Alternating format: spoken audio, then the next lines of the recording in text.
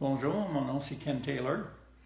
J'ai 66 ans, proche. Je suis résident de Waskaganish, à Baie-James. Avant ça, à Winranda, en Abitibi.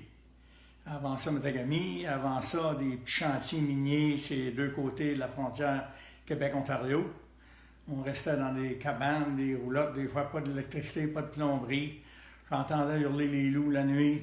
On pouvait se faire défoncer notre glacière par un ours pendant la nuit. Tout ça pour dire que j'ai toujours vécu dans un milieu où c'est que la chasse, c'est une partie de la vie normale.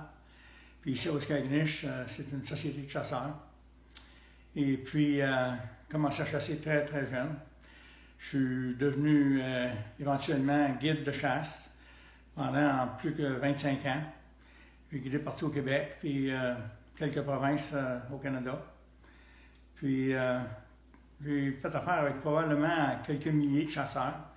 Il n'y a jamais eu de problème avec un arme à feu. Dernièrement, je pense que qu'est-ce qui arrive, il y a beaucoup de monde qui ne réalise pas les restrictions qu'on vit avec déjà comme chasseurs pour nos outils de chasse, qui est les armes à feu.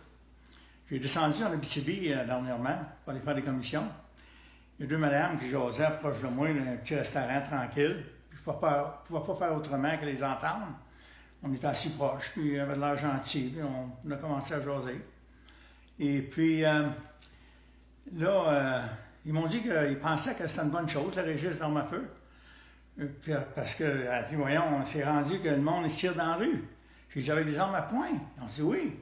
J'ai dit, ah, ça, madame, on a déjà beaucoup de restrictions pour ça. Et puis, c'est pas vraiment, les chasseurs ne s'intéressent pas vraiment aux armes à poing. Puis en plus de ça, j'ai dit, les armes automatiques, les armes pour éviter, les chasseurs ne s'intéressent pas à ça non plus. Ils ont dit, ben oui, mais n'importe qui peut aller chercher une arme, des fanatiques ou des criminels. J'ai dit non, on a toutes les cartes d'acquisition, possession d'armes à feu. On est approuvé en premier par la Gendarmerie royale, ensuite la Sûreté du Québec. Puis en plus, on a beaucoup de restrictions de transport ou d'entreposage des armes. On a des normes à suivre pour l'entreposage de nos armes et les munitions. On a des normes à suivre pour le transport de nos armes et les munitions. À un moment donné, elle me regarde et elle dit, ben, pourquoi un registre d'armes à feu d'abord?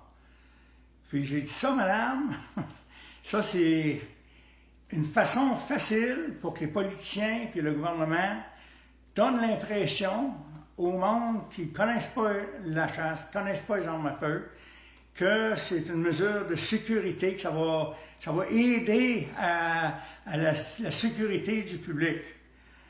Et puis, il me semble qu'on pourrait mettre tout cet argent-là, puis ces efforts-là, puis le temps, à une fin plus productive. On pourrait être, au lieu d'essayer de réimplanter un système qui a été prouvé inutile, on pourrait prendre l'initiative et puis aller à la source du problème. Il y a des façons qui vont être pas mal mieux que juste un mur de boucan, on va dire, de quoi qui va mener à rien et puis qui va juste donner une fausse impression au monde.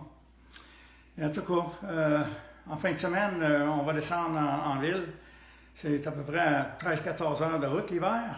On va aller se rejoindre, je vais aller voir des amis qui vont se rejoindre à la place Jean-Paul Léopel.